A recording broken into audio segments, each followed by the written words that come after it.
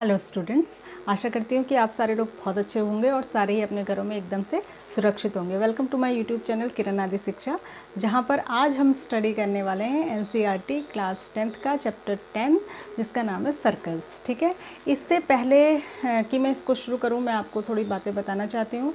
इससे पहले मैं जो चैप्टर पढ़ा रही थी वाला चैप्टर था कोऑर्डिनेट ज्योमेट्री, चैप्टर 7 वो था।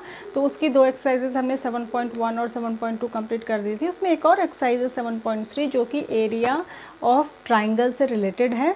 तो वो आपका सीबीएसई ने इस बार हटा दिया, लेकिन फिर भी मैं उसको थोड़ा सा आपको अभी बता दूंगी। पहले मैं उसको बताऊंगी, फिर हम सर्कल्स पे आएंगे। इससे पहले मैं आपको बता दूं कि यहाँ पर आपको आपके बहुत सारे चैप्टर्स के जितने भी मैं पढ़ा चुकी हूँ सभी की वीडियोस मिल जाएंगी। तो अगर आपने चैनल को सब्सक्राइब नहीं किया तो उसको सब्सक्राइब कर लीजिए। वहाँ पर आपको 10th क्लास की एक प्लेलिस्ट मिलेगी, उसमें जाकर आप सारे वीडियोस देख सकते हैं और घर बैठे लॉकडाउन में आराम से अपनी पढ़ाई को कंटिन्यू कर सकते हैं। इसके अलावा 6 to 10th के लिए सारी ही क्लासेस की वहाँ पर मैथ्स की वीडियोज़ उपलब्ध हैं। तो हम शुरू करते हैं। एरिया ऑफ ट्राइंगल, ठीक है, एरिया ऑफ ट्राइंगल ये जो है मैं पिछले चैप्टर से बता रही हूँ जो कोऑर्डिनेट ज्योमेट्री में था। ठीक है, वो एक टॉपिक ये हट गया है, लेकिन मैं थोड़ा सा आपको समझा दे रही हूँ कि इसमें था क्या, क्योंकि फर्दर आने वाली क्लासेस के लिए आपको ये पता होना चाहिए। ठीक है, तो एरिया ऑफ ट्राइंगल, जनरली जब हम एरिया निकालते हैं किसी ट्राइंगल का हम एरिया निकालते हैं। अगर ये हमारे पास ट्राइंगल है, ठीक है, इसका अगर हम एरिया निकालते हैं और हमें इसका नाम मैं रख देती हूँ ABC, अगर हमें इसका बेस और हाइट अगर पता हो, ठीक है, तब तो हम एरिया कैसे निकालते हैं। एरिया इक्वल्स टू होता है half into base into height. ये एक फॉर्मूला हमने पढ़ा था। ठीक है, और अगर इक्विलेटरल ट्राइंगल है तो उसका √3/4a² होता है। ये बहुत सारे फॉर्मूले आपने पढ़े होंगे, लेकिन कोऑर्डिनेट अगर हमें पता हो, साइड्स पता ना हो, कोऑर्डिनेट्स पता हो, तो हम कैसे एरिया निकालते हैं। मान लीजिए इसका कोऑर्डिनेट है x1 y1, इसके कोऑर्डिनेट्स हैं x2 y2 और इसके कोऑर्डिनेट है x3 y3। ठीक है, तो तब जो एरिया निकालने का फॉर्मूला होता है वो होता है, एरिया को यहाँ पर ऐसे दिखाते हैं, ठीक है, इक्वल्स टू हाफ। ठीक है, हाफ, उसके बाद ब्रैकेट लगाएंगे आप, x1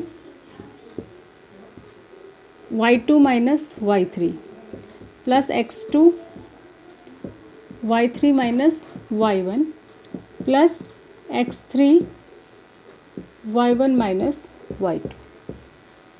मतलब इस तरीके से समझिए, जैसे 1 2 3 है ना, तो सबसे पहले आएगा 1 2 3, यानी कि अगर x1 है तो ये 2 - 3 आएगा। फिर उसके बाद x2 है तो ये 3 - 1 आएगा। ठीक है, y में 3 - 1 आएगा। फिर अगर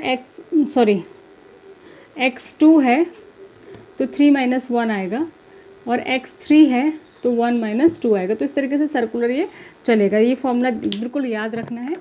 तो इस फॉर्मूले में हम यहाँ पर वैल्यूज़ रख देंगे और हमारा एरिया कैलकुलेट हो जाएगा। ठीक है, इस तरीके से ये एरिया कैलकुलेट करना था। जैसे कि अगर मैं मान लिया आपको इसके कुछ कोऑर्डिनेट दे देती, 2, -3, -1, 2, 3, -3, ये कोऑर्डिनेट अगर मैं दे देती तो आप यहाँ रख देते कि x1 होता, ये x1 होता, ये y1, ये x2 होता, ये y2, ये x3 होता, ये y3। ठीक है, तो जब आप इसको रखते, सारी वैल्यूज़ को इसमें पुट करते, तो आपका एरिया कैलकुलेट हो जाता है। यहाँ पर एक बात ध्यान रखने की ये होती है कि अगर एरिया नेगेटिव में भी आता है तो उसको नेगेटिव साइन को कंसीडर नहीं करते, उसको पॉजिटिव ही समझते हैं, क्योंकि एरिया नेगेटिव नहीं हो सकता। ठीक है, तो अब हम आते हैं अपने नए चैप्टर पे, सर्कल पे। सर्कल को मैं शुरू करूँ इससे पहले उसके कुछ बेसिक्स आपको पता होने चाहिए। एक बार हम रिवाइज़ कर लेते हैं। क्लास 9th में आपने बहुत सारी चीज़ें पढ़ी हैं, तो हम उसी को एक बार सर्कल की छोटी छोटी चीज़ों को रिवाइज़ कर लेते हैं। ठीक है, तो जब हमारे पास सर्कल होता है एक, ठीक है, उसकी छोटी छोटी बातें तो आप जानते हैं कि रेडियस क्या होती है, इसका एक सेंटर होगा, रेडियस क्या होती है आप जानते ही हैं, डायमीटर क्या होता है आप जानते हैं, क्लास 10th में ये सब बताने की ज़रूरत नहीं है। एक होता है अगर हम डायमीटर खींचें, डायमीटर अगर हम इसका एक कोई डायमीटर खींचते हैं तो ये जो बाकी का बचा हुआ हिस्सा है इसको कहेंगे सेमी सर्कल। आपको पता ही है, आधा सर्कल का आधा हिस्सा तो सेमी सर्कल हो गया।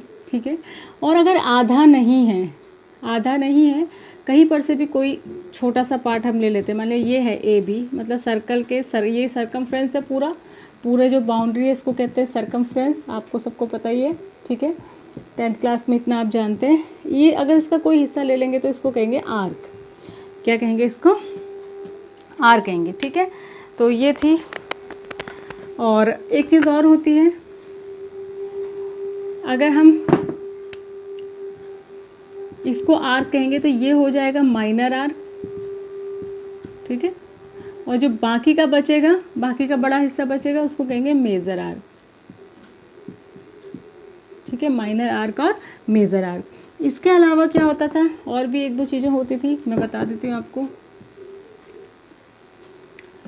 अगर हम एक ऐसी लाइन खींचें जो कि सेंटर से नहीं जा रही है लेकिन दोनों किनारों पर टच कर रही है, सेंटर से नहीं जा रही पर दोनों किनारों को टच कर रही है, तो इसको कहते थे कॉर्ड। और कॉर्ड के और इस आर्क के बीच में जो ये जगह बनती थी ये, ठीक है, इसको कहते हैं सेगमेंट। इसको माइनर सेगमेंट कहेंगे, छोटा, और जो इधर का बड़ा हिस्सा बचा है इसको कहेंगे मेजर सेगमेंट, ठीक है। ये सेगमेंट का ध्यान रखना है। सेगमेंट होता है कॉर्ड और आर्क के बीच का जो एरिया होता है उसको कहते हैं सेगमेंट, ठीक है। लेकिन अगर हम इसी सर्कल के कोई दो रेडियस खींच लें, कोई भी दो रेडियस तो इनफाइनाइट हो सकती है, सेंटर से लेकर सर्कमफ्रेंस तक जो लाइन जाएगी उसको रेडियस कहते हैं।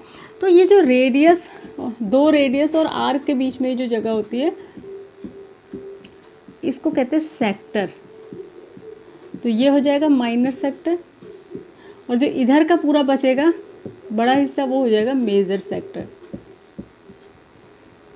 Minor sector and major sector, ठीक है। तो ये थी। अब दो चार और बातें जो आपने 9th क्लास में पढ़ी हैं उनको रिकॉल कर लेंगे, ठीक है।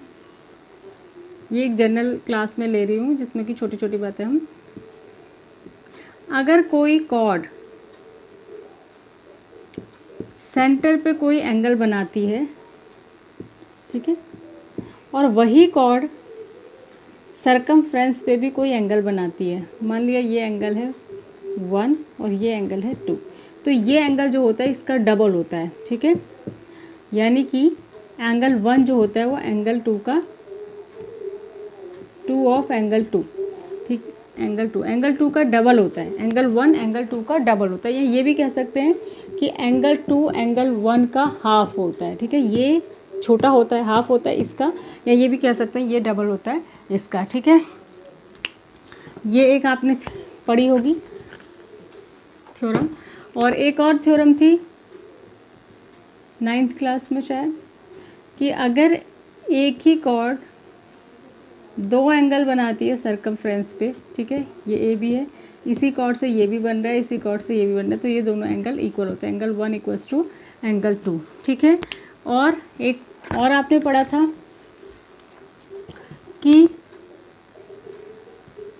अगर दो इक्वल कॉर्ड होंगी किसी सर्कल में, ये सर्कल है, इसमें एक कॉर्ड ए बी है और एक कॉर्ड सी डी है, तो क्या होगा, ये सेंटर से इक्वी डिस्टेंस होंगी, ठीक है। इसकी डिस्टेंस जो है सेंटर से बराबर होगी,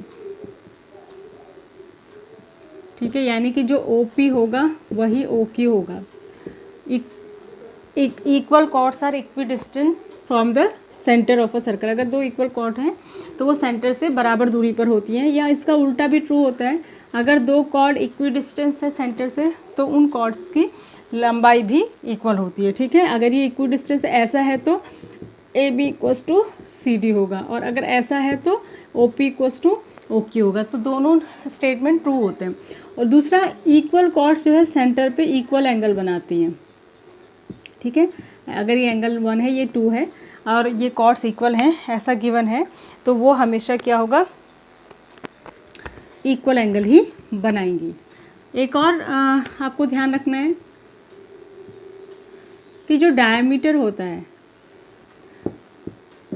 ठीक है, वो जो एंगल बनाता है सर्कमफ्रेंस पे वो हमेशा 90 डिग्री होता है। मतलब सेमी सर्कल पे बना हुआ जो एंगल होता है वो हमेशा क्या होता है, 90 डिग्री होता है, ठीक है।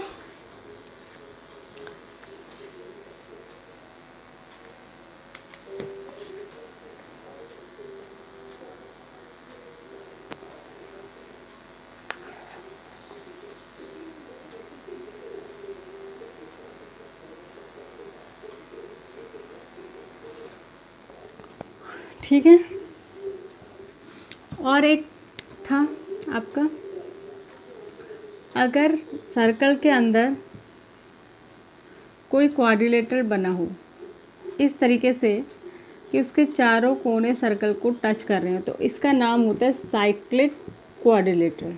ठीक है, क्या नाम होता है इसका? साइक्लिक क्वाड्रिलेटरल होता है इसका नाम। ठीक है, और इसके अपोजिट एंगल का सम हमेशा 180 होता है। ठीक है, एंगल 1 प्लस एंगल 2 भी 180 होगा साइक्लिक क्वाड्रिलेटरल में, और एंगल 3 प्लस एंगल 4 भी 180 होगा। ठीक है, सारे ये तो आप जानते हैं कि किसी क्वाड्रिलेटरल के चारों एंगल्स का सम 360 होता है, लेकिन यहाँ पर इम्पॉर्टेंट ये है कि अगर वो साइक्लिक है, साइक्लिक होगा कब? जबकि उसके चारों कोने जो हैं सर्कल के सर्कमफ्रेंस को टच कर रहे हैं, तभी उसको साइक्लिक कहते हैं, और उस केस में उसके अपोजिट एंगल का सम जो है वो 180 होता है। ठीक है, तो ये थी कि कुछ बेसिक चीज़ें जो आपने पिछले साल पढ़ी थी। ठीक है, अब एक दो चीज़ें यहाँ पर आपको जो नई चीज़ पढ़नी है वो है टेंजेंट। ठीक है, टेंजेंट क्या होता है? देखिए, अगर एक सर्कल है, उसके बाहर में एक लाइन खींच दूँ। ठीक है, अगर सर्कल के मैं एक बाहर लाइन खींच दूँ जो सर्कल को टच नहीं कर रही है, तो इस लाइन को इस समय कहेंगे नॉन इंटरसेक्टिंग लाइन। ठीक है, क्योंकि ये टच ही नहीं कर रही सर्कल को। और अगर मैं एक ऐसी लाइन खींच दूँ जो सर्कल को 2 पॉइंट पे कट करे, इसको टच करना नहीं कहेंगे, कट करना, इसको कहते हैं सीकेंट। ठीक है, और अगर मैं एक ऐसी लाइन खींच दूँ जो हमारे सर्कल को सिर्फ एक ही पॉइंट पे टच कर रही है, इस लाइन को कहेंगे टेंजेंट। तो टेंजेंट एक ऐसी लाइन होती है जो सर्कल को सिर्फ एक ही पॉइंट पे टच करती है। जो 2 पॉइंट पे कट करती है उसको सीकेंट, जो किसी पॉइंट पे टच नहीं करती उसको कहते हैं नॉन इंटरसेक्टिंग लाइन। ठीक है, तो अब अगली वीडियो में हम जो है टेंजेंट के बारे में डिटेल में पढ़ेंगे और इस चैप्टर को डिटेल में पढ़ेंगे। Thanks for watching, God bless you all.